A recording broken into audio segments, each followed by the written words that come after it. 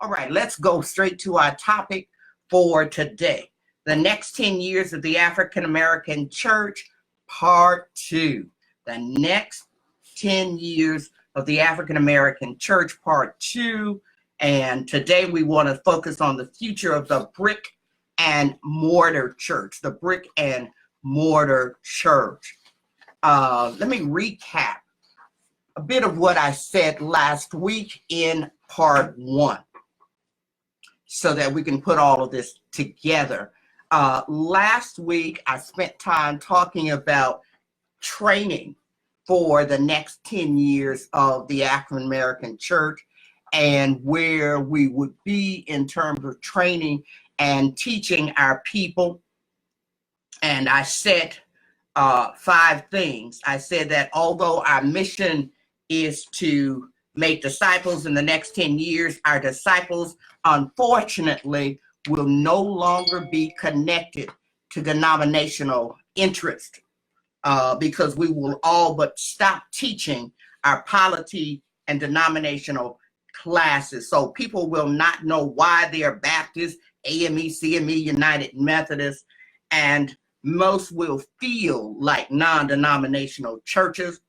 And you'll continue to see churches even take their denominational affiliation name out of their church name. I also said relative to what is still called Sunday school, that the same thing that has killed off Sunday school, for those who have them, those same things will continue to kill them off, okay?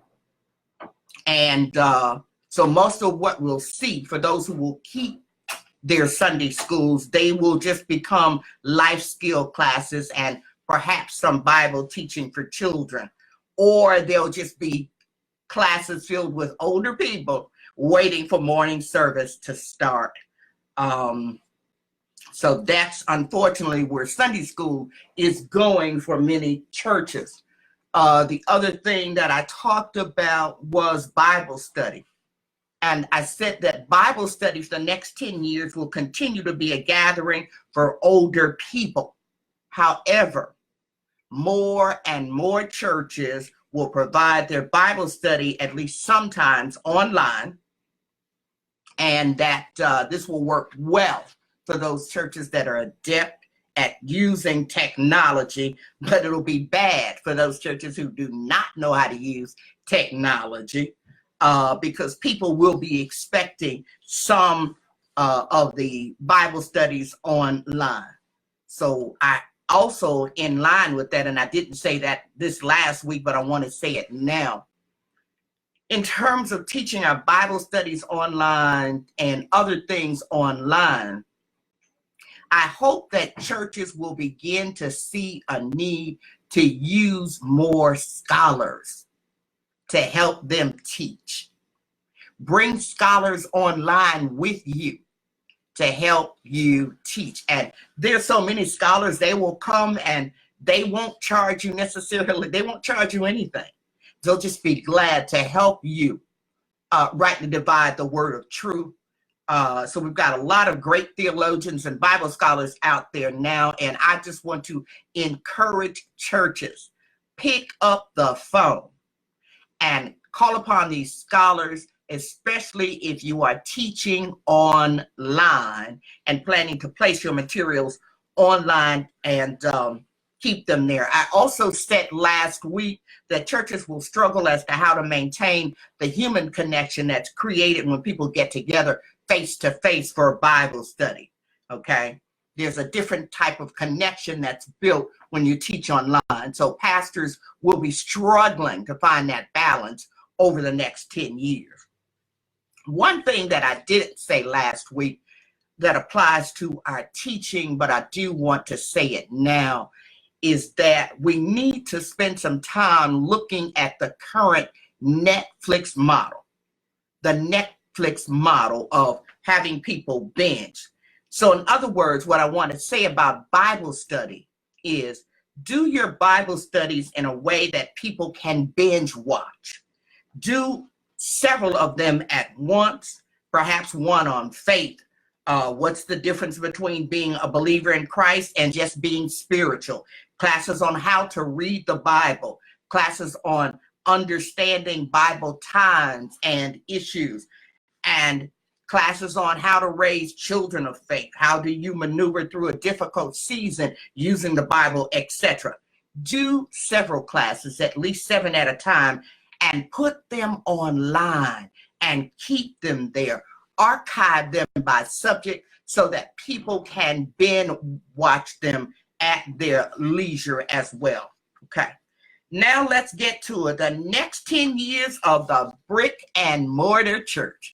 The next 10 years. Let me do this by way of introducing this subject. I want to reference an article by Rick Cromie. Rick Cromie, and the article is titled, "What Seers Can Teach the Church." I think that's the title, or what the church can learn from seers. He said this, and I'm kind of paraphrasing. He said, "Reinvent or individually die. Focus on mission more than maintenance. Be fluid, fast, and flexible. Churches must respond, reinvent, and reimagine wineskins, not the wine. The message is the same, but the model, style, strategies, and frameworks do change." Watch the lure of success. That's the second thing he said in the article. Watch the lure of success. Pride comes before a fall.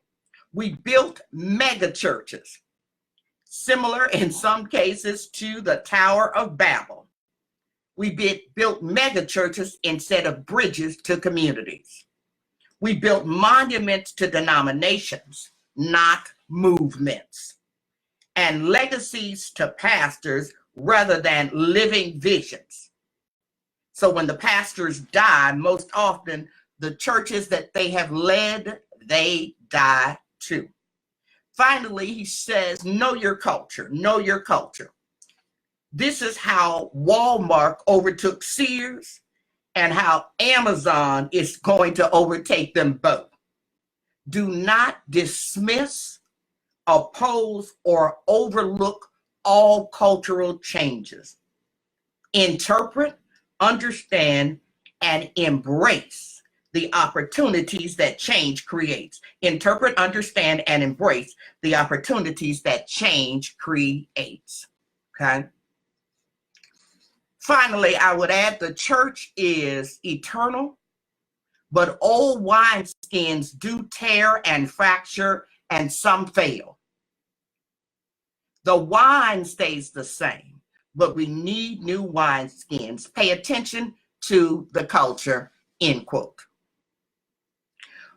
That said, I want to provide you with 15 trends, and in no particular order, around, and these come from around the web, from pastors with whom I've spoken, and from studies that I have done. 15 trends for the next 10 years. Number one, multi-site churches are working and will work for many churches with at least 400 to 500 members. Multi-site churches, of course, are different than cell groups, and they require competent clergy to keep them going, and they require churches that are healthy enough, okay, to do it. These multi-site churches work because they cut down on commute time for people, and they put pastors where the people live. This is not about making your church bigger necessarily, although that can happen. What it's about is putting people more in touch with your pastoral team and your ministry. So look for more multi-site churches. You may even have churches that send members from a main church to help start a multi-site church. So be on the lookout for those. Number two, and we all know this one, online in the next 10 years will be the new default. People will check out your church online first. They will automatically check it out online first, especially if there's no one they can ask. And then even if there's someone they can ask, they're still going to check it out online. So if you have a bad looking website, your Facebook page is not updated, you're not on Instagram, people will just find somewhere else to go. They're not going to go back and forth trying to figure out your bad technology. So I just want to help us to understand that there's no need in 2019 for our websites to still look grainy, half the buttons don't work, and we can do better. Many have already figured out how to let people give using the Givelify app, but we have no church apps, okay? We don't have apps for Bible study or new members classes or our community service projects. So I think that tells you a bit about our priorities, but we do have that giving app, okay? In line with this, since Jesus said, go into all the world, I want us to think about being online as just another way to go into all the world. And yes, we must never forget our mission, even in an online church world. So we do have to be careful, as someone has said, new levels can bring new devils. So we have to enter this new season with care, but enter it we must. Now, the problem will be and has been that although Jesus said go, so many churches said, nah, we good. We'll just stay inside our walls and wait for people to come to us. And many are doing the same thing when it comes to technology. They're just ignoring the technology.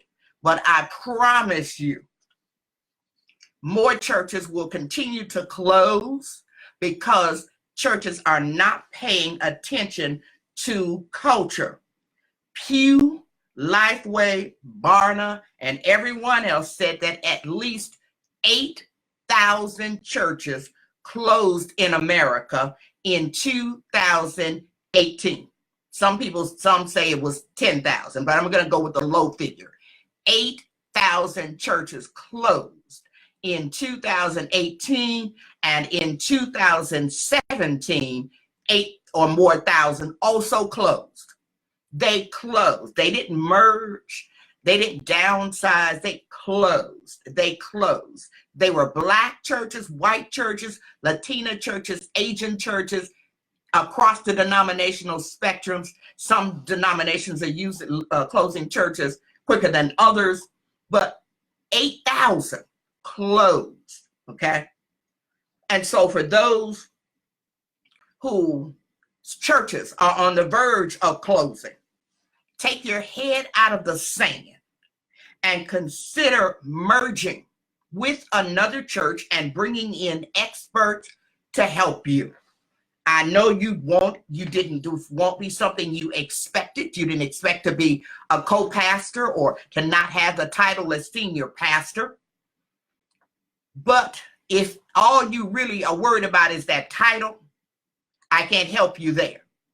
But one way to avoid death is to consider merging. Another thing you want to do if your church is on the verge of closing, consider new uses for your spaces that can reinvigorate the space and the church. We have huge and moderately sized buildings that are only open 2 days a week, basically. Artists need space. Nonprofits need space. Programs like AA and other programs, they need space, and they can pay. They can't pay the price to be in one of those huge office buildings, but they can pay. But not only can they pay, they will bring new life and new people to your church campus, okay? So consider that if your church is looking as if it could die within the next year or two. Please pay attention. Also, number 3, the constant use of Wi-Fi and smartphones is something we've got to reckon with. Remember, people can and will look up what you are saying while you are saying it. So be careful if you're a plagiarist, LOL. Also, remember, everyone now has a camera in his or her hand, and they are recording you too. So remember those. Number 4, dialogue is the way of the future. I know in the African American faith community, we have placed everything on the preacher. The preacher is the one who gets to talk, or the teacher is the one who gets to talk. But brothers and sisters, I want you to know that over the next 10 years, dialogue will become a watchword. People want to talk to, not just listen. So you need to ask yourself, what scalable, meaningful venues do you have for people to go online and in-house for real conversation? I'm not talking about necessarily talking during your sermon or even right after your sermon, but just know people want dialogue. They're going to require it more and more, and at least start to do pull-ups. That's what one pastor calls them, pull-ups, where you hang out with a small group of people who live in, who are members of your church. They live in a particular area of the city or your town, and you just pull up and hang out with them for an hour and so over coffee, nothing fancy, but they get to dialogue. So at least consider doing pull-ups, okay? Number 5, the Christian faith will not be as revered as it was in the next 10 years. Now, if that's relevant to you, you'll need new ways to show the relevance of an ancient faith to current generations, especially people ages 18 to 40. Don't be defensive. Don't be defensive. If someone says the Christian faith is not as revered, you don't need to be defensive. The church is responsible for its own reputation, just as the president is responsible for his, and Congress is responsible for their reputation. Just work on being a good Christian example, and that's the best thing that you can do, okay?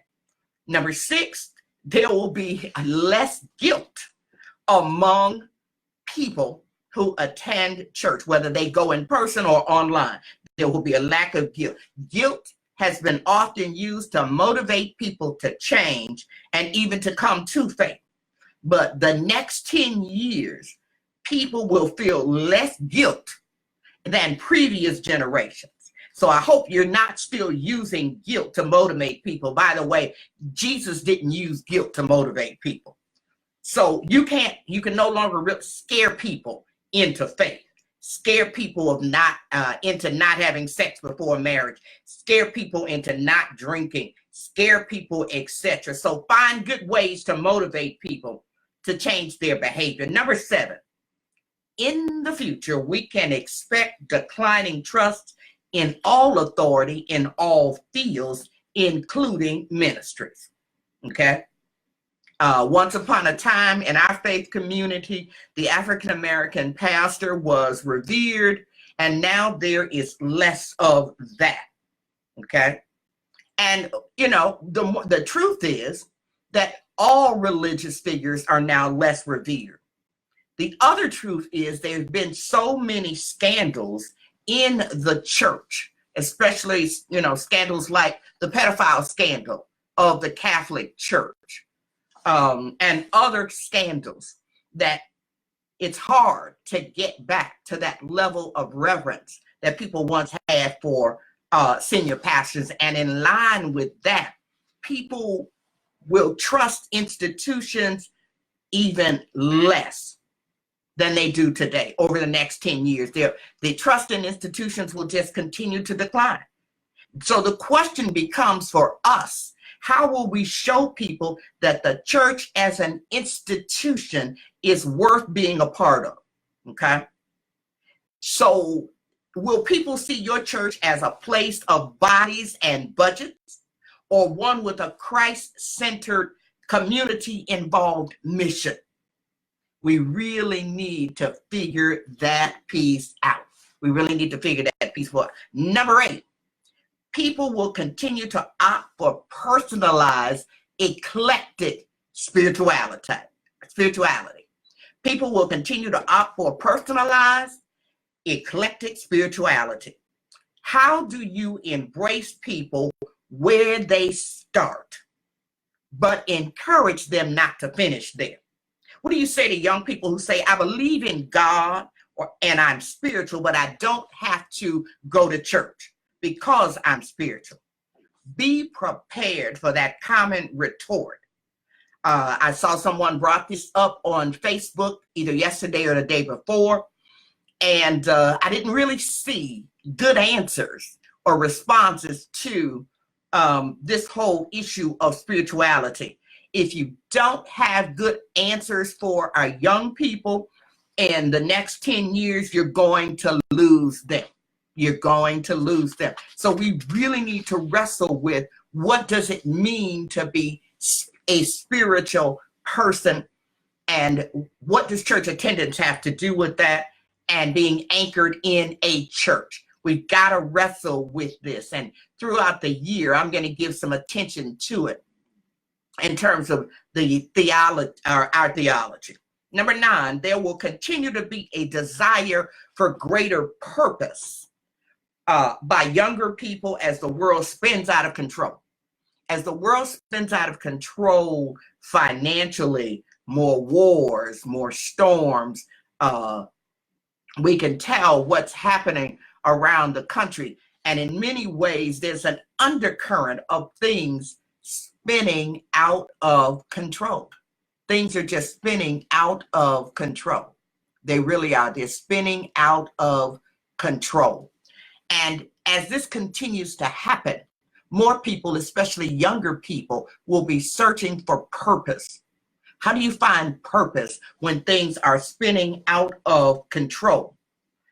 And these young people will not be interested in churches that are not involved in the culture, nor will they be interested in joining your church, helping you build it, and because they know you're not going to let them lead in your church. So they won't be interested.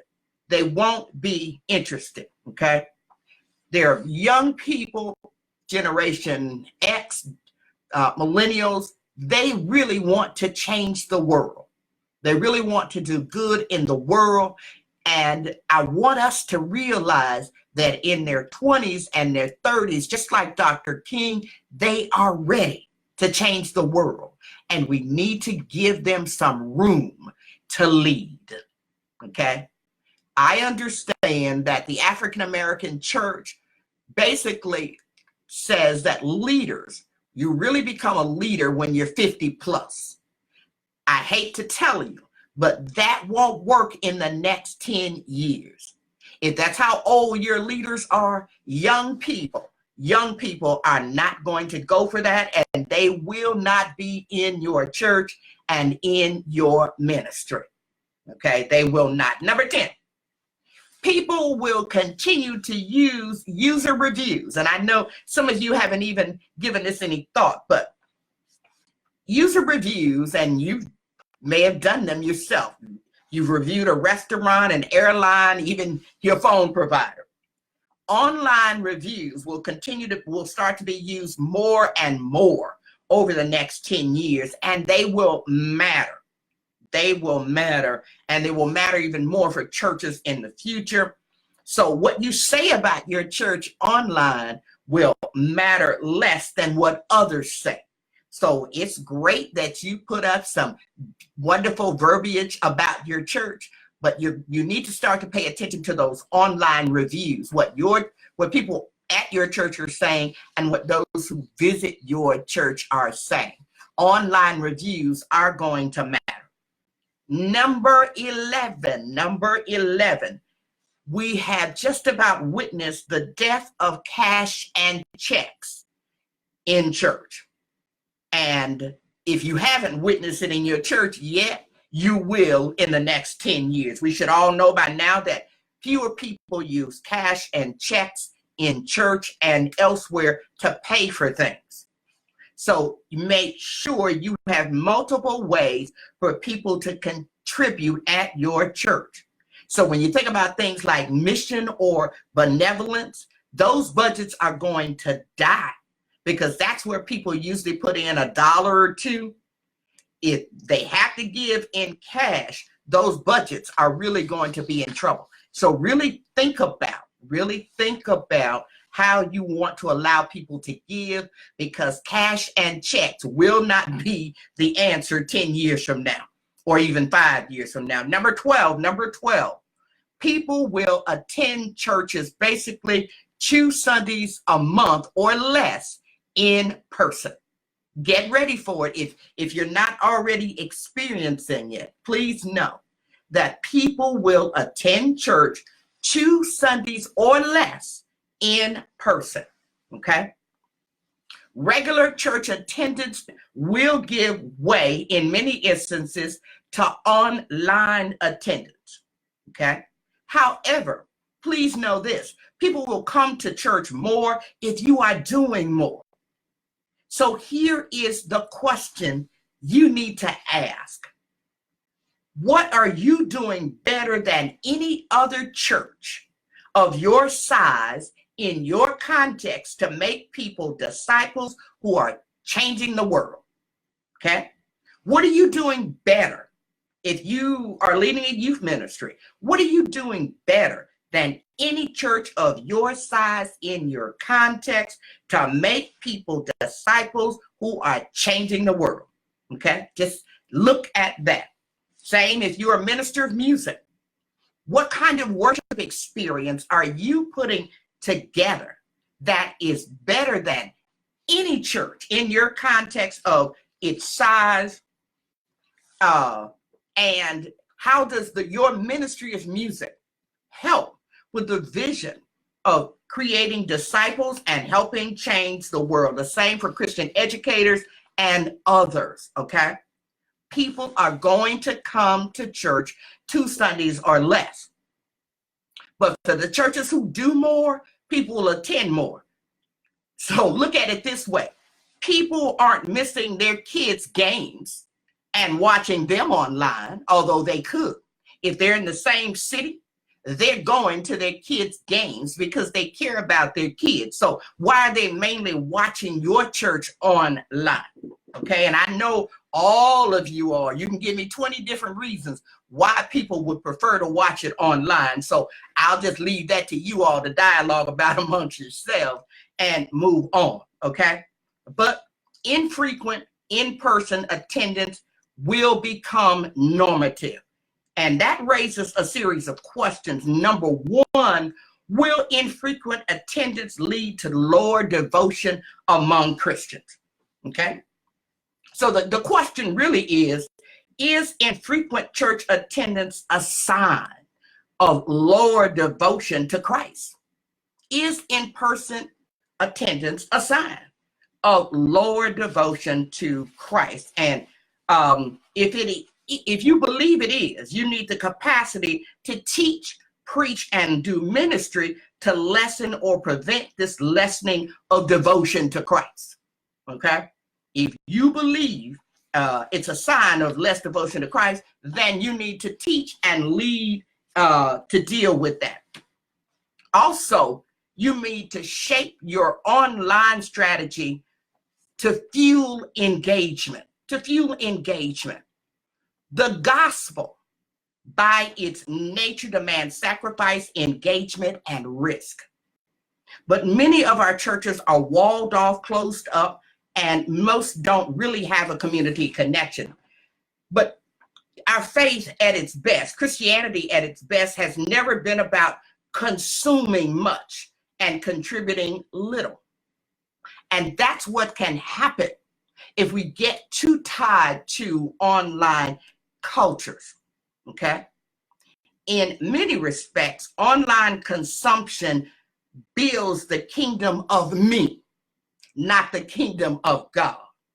So when you design your online strategy, you can shape it to fuel consumption or to fuel in church engagement, or engagement with God, or engagement with the Bible, or engagement with the community.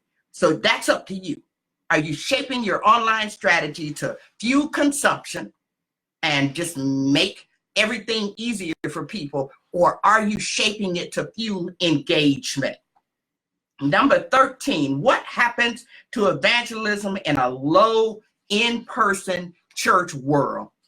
Basically, what's happened to evangelism is what's been happening for the last 20 years. No one's really doing it. No one's really doing it. We're sitting inside of our churches and waiting for people to show up. And then as individuals, we're afraid to even ask people to come to church or to witness people about God in our lives. We are afraid. So evangelism has really become a lost part of building the kingdom. And unfortunately, over the next 10 years, I'm afraid that that is going to increase. It's just going to increase, okay? Then you need to ask, with evangelism still declining, what will happen to discipleship in a virtual environment? What will happen to discipleship building in a virtual environment? Somebody said that Christian maturity is not marked by how much you know, it's marked by how much you love. And love has an outward thrust. Love has an outward thrust. So in other words, if people have stopped doing evangelism, okay, make sure that you are accounting for that in your virtual environment. And we need to figure out how to do better evangelism in a virtual environment, okay? I said last week when I was talking about training materials that we design and use our materials so that they relate to discipleship too. We need to do that, okay? Unfortunately, we'll end up also with fewer disciples because of poor instruction online and in person. And so we just need to work on being better teachers as we prepare to engage virtually, okay? And then you need to ask yourself how much of your virtual experience is translating. How much of it is translating? And the research on that kind of thing is happening now. How much of your virtual experience is translating? Now, I suspect that the attention span of viewers as they watch our services online, it's a mixed bag. You know, people are doing 2 or 3 other things while they are watching a service. So do not just place a 2-hour service online. Don't do it that way. No one is watching all of it anyway, especially your offering and announcement and the people getting up to hug each other. You need a digital pastor or someone who knows that different things have to happen online during that period, okay? Different things have to happen.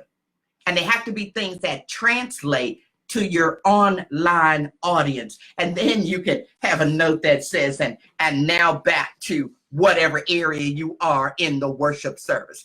But please, brothers and sisters, over the next 10 years, don't just place a 2-hour worship service online and think that that makes sense.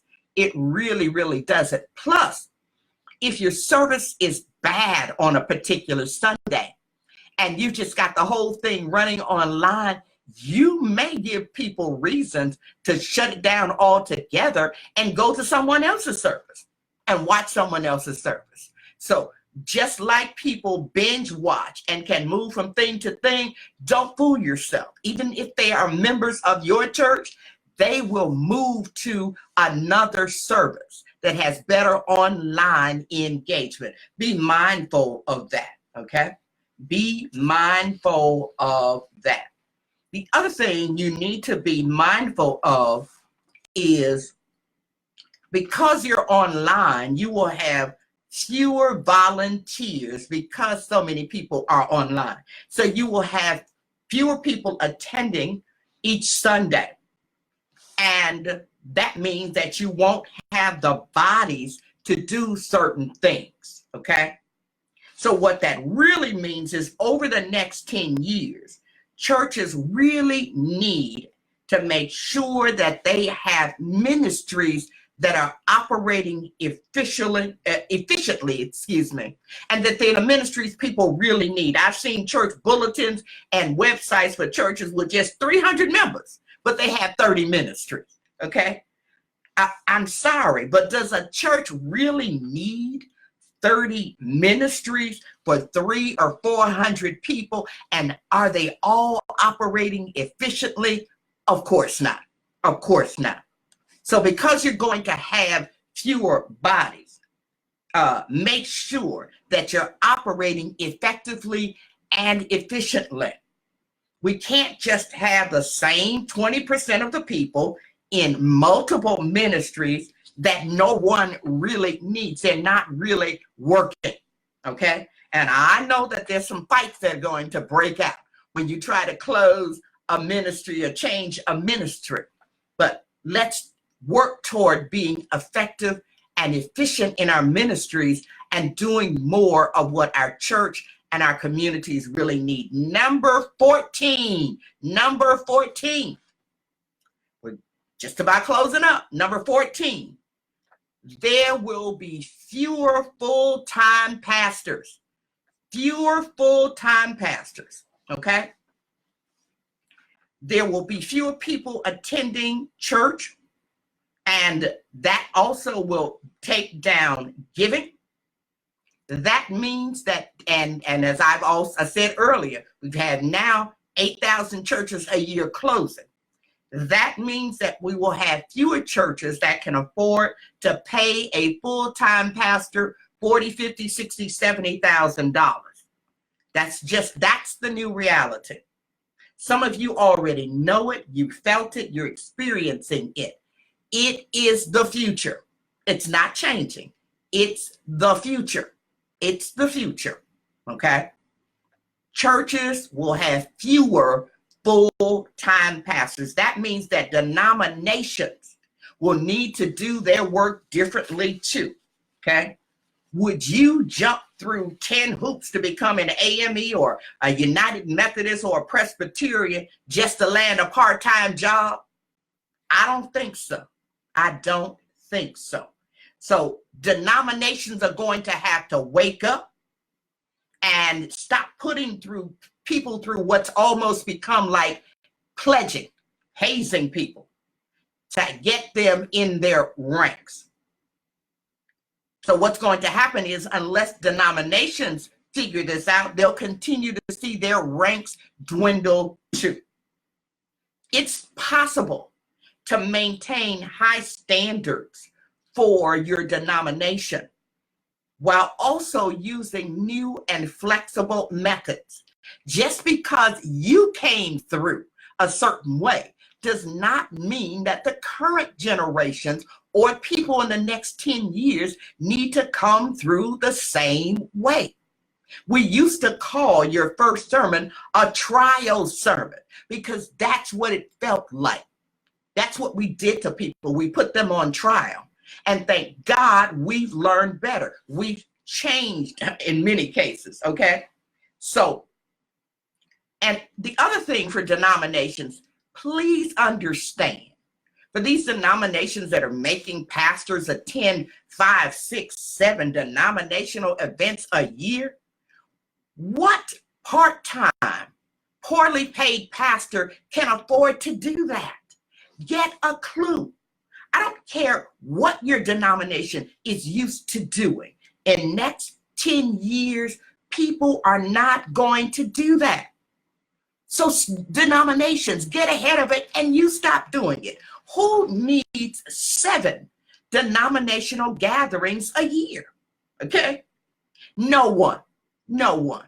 You're not turning the world upside down. Your denomination isn't doing such amazing thing that you need 7 gatherings or even 6 gatherings. So make sure denominations start to pay attention. And I know I've got some denominational leaders listening right now. The same thing applies to seminaries. And I got some seminary professors and professionals listening too.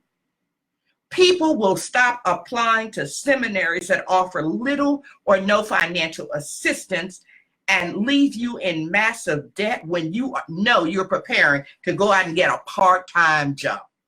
Okay, so seminaries, you need to work some things out too in terms of pricing, what can be taught online, and how to teach people those things that they absolutely need to be good pastors. So we know you're going to give them the Bible. We know you're going to give them theology, but make sure you're also giving them those classes in media and technology that they will need to thrive in the next 10 years, okay? Also, you know, and this is just on each pastor, people who are going into ministry, people who will begin ministry in the next 10 years, okay? You need to also be responsible for looking at what school you decide to attend.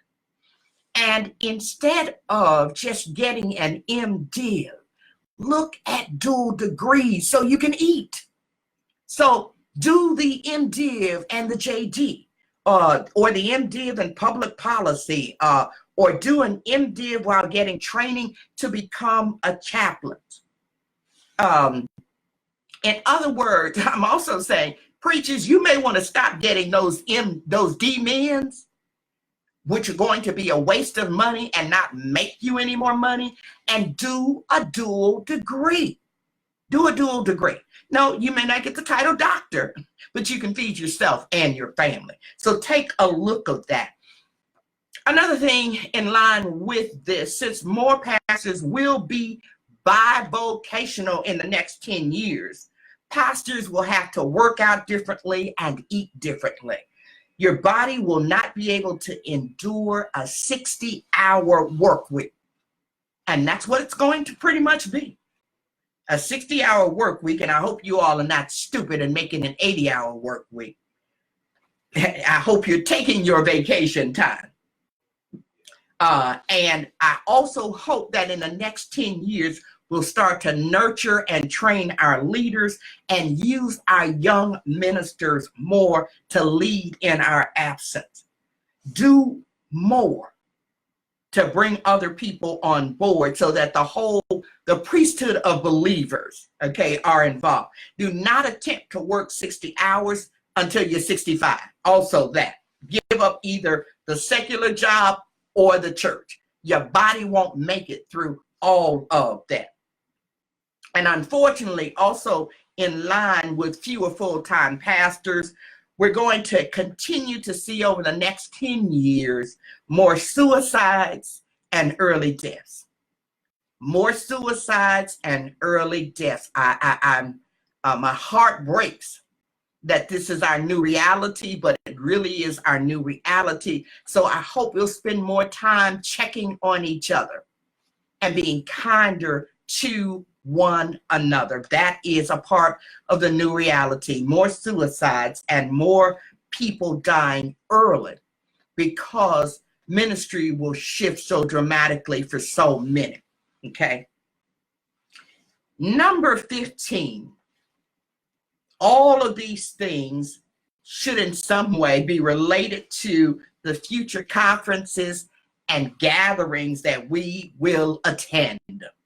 Someone asked on Facebook recently, what conferences are people attending in 2019 and why? And about 80 people replied. Now, most never said why, but they said they were going to attend the E.K. Bailey Conference, Issachar, the National Baptist Convention, Charles Booth's Convention. And they listed all of these conventions. But what I want to say to us, brothers and sisters, oh yeah, Hampton was the other big one. Unless somebody is offering classes on digital media, okay, how to make your own app and other kinds of things, how to improve your websites, how to do pull-ups, we don't need to keep attending these conferences and conventions. Now, I know some of you go to conferences and conventions because it's just vacation time. I get that. I get that, okay? I really do get that. But you can also Go to conferences that are going to feed the church for the next 10 years. Many of these conferences and conventions are 20 years out of date. If you just need to hear some great preaching, buy the DVDs. Just buy them. Just buy them. But find the conferences and the gatherings that are going to help you do better ministry in the next 10 years, not that just offer you some preaching, okay? We got to do something different with these, attending these conferences, okay? We really, really do. In conclusion, I guess what I want to say is the next 10 years have so many things that are going to be going on for the African American faith community, and they can be great for the church. Everyone can't do everything, but everyone can fix some things.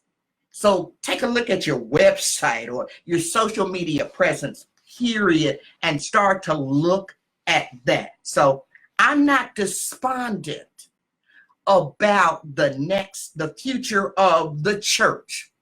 The church is going to be around. The church has stood for thousands of years.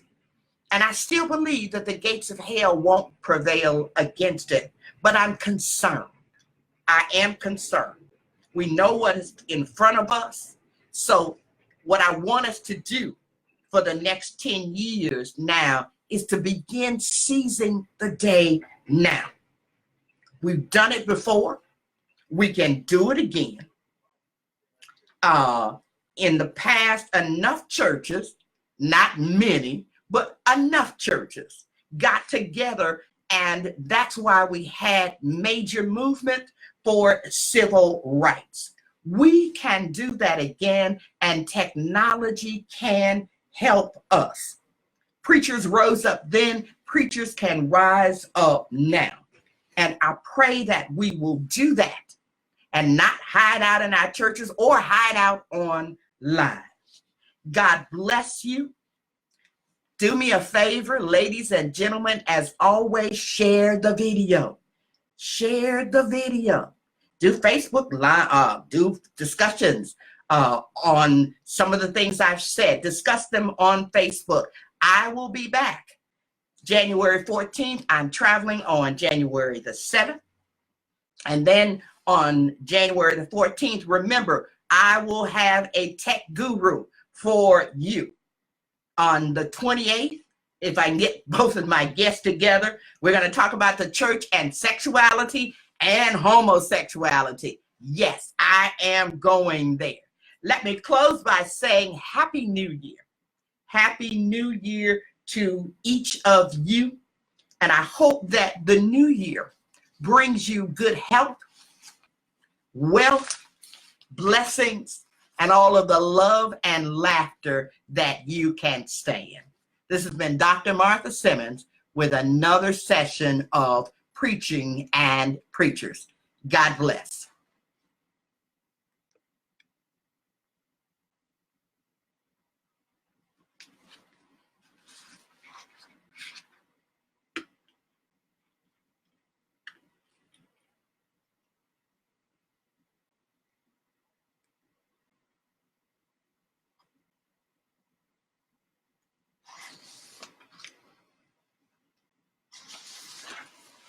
Bye, y'all.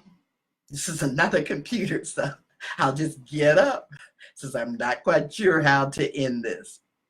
God bless.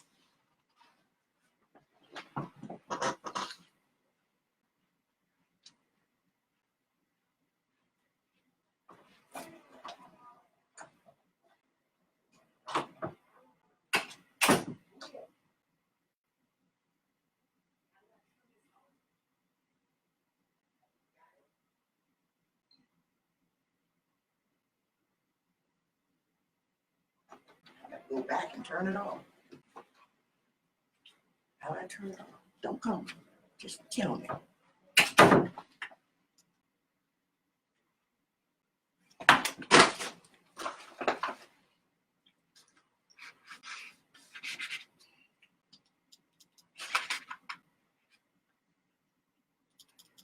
I did all that. I couldn't give it to you.